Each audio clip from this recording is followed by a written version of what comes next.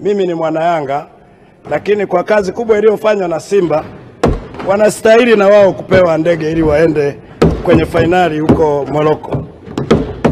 La pili, Mheshimiwa Mwenyekiti, nimewaona viongozi wa bodi ya ligi na nimemwona rais wa TFF, nampongeza sana, lakini nimemwona rais mstaafu Bwana Tenga. Mheshimiwa, nadhani Bwana Tenga ni mtu wa kuigwa sana kwenye tasnia ya michezo.